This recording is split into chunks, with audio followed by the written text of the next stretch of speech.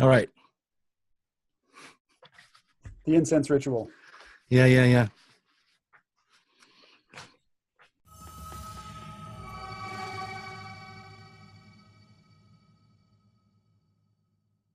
All right. Welcome Hey. to another Out of My Head video. I'm your host, KMO, and I'm here with Doug Lain, somebody who has a real YouTube channel Yeah. through consistent, dedicated effort. Yeah. I work for Zero Books, which is a left-wing critical theory imprint out of the UK. And I'm on salary, small salary there. I'm the publicist and the publishing manager. So I decide what gets published, and I have to try to promote the books.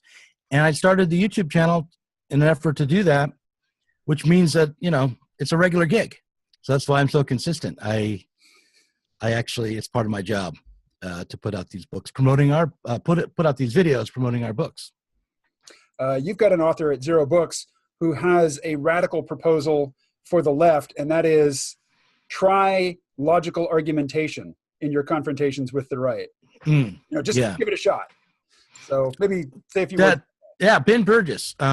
He's a logic professor at Rutgers. I had interviewed him years and years ago for the first podcast I did called Diet Soap, and we talked about logic. I said to Ben, hey, would you like to write a book for Zero Books, maybe about logic, maybe about the left? And he said, I wonder how could I? And he came back to me with this idea of give them an argument, logic for the left, where it would be just a little primer on critical thinking and logical fallacies for leftists.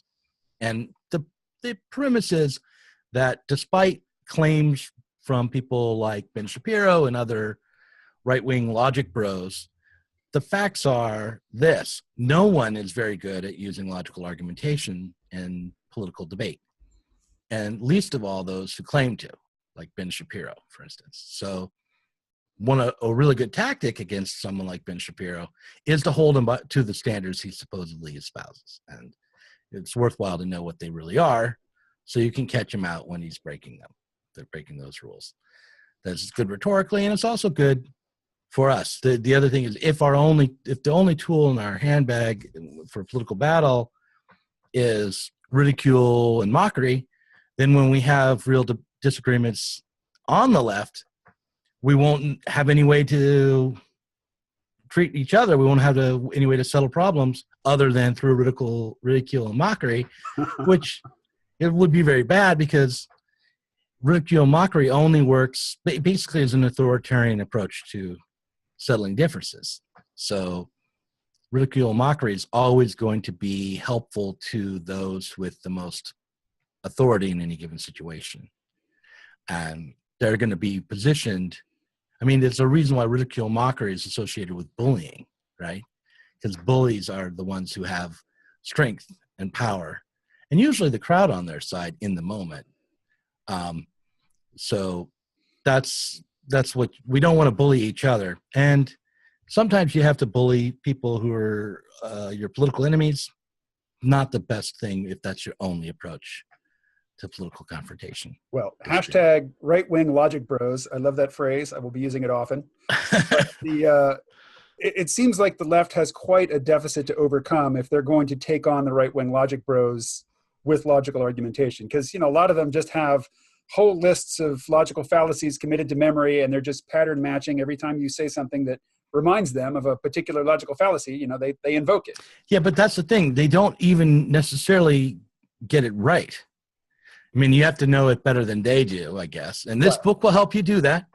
First of all, the big logic bros, the people who have followings, they don't tend to be just fallacy bros. They're not just saying, Adam, or whatever. Yeah, well, you got to choose who you're going to go up against. But I do think that it's, one thing that's happened is that, Stefan Molyneux? I know of him. Yeah. So Stefan Molyneux is a logic bro, for sure. He's also a libertarian logic bro. Yeah, he's on the right. I'm not sure what his is he a Randian type? I don't follow him, but what I've heard of him kind of made me cringe just because I knew that he he was reciting arguments that I was reciting in my 20s, and Right.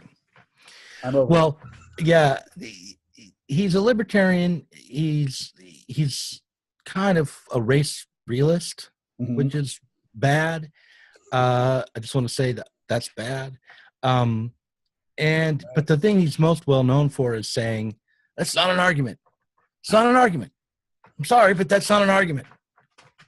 So Ben Burgess, our guy who wrote the book on logic and give them a book called Give Them an Argument, tweeted it at Stefan, a semi-pedantic tweet, but he said, hey, in your book, The Art of the Argument, you conflate or confuse the difference between a sound argument and a valid argument. Ah, an important distinction. It's a very important distinction. You got it wrong. I just thought I'd point that out to you. And Burgess, of course, was immediately blocked on Twitter from Stefan. And then I came in and said, hey, you've blocked my author. We were hoping you might want to debate him. He's a logic professor. You're very interested in logical argumentation. Get back to us. Maybe we can set up a debate. Did you get blocked? Crickets. I don't know. I haven't even looked to see if I've been blocked. But, I've also written to Ben Burgess, admittedly through Twitter. I mean, I should look for a way to contact him more directly. Ben Burgess or Ben Shapiro? I'm sorry, Ben Shapiro. Sorry, Ben Shapiro. Jordan Peterson, of course, we'd love to debate. I've been trying to debate him, but we would love to debate any of these people. And what we're finding is that they are as unlikely to give radical leftist a platform as a blue-haired, gender-neutral college student is unlikely to give someone like them a platform in their safe space decolonialization meetings or whatever. So they're no different.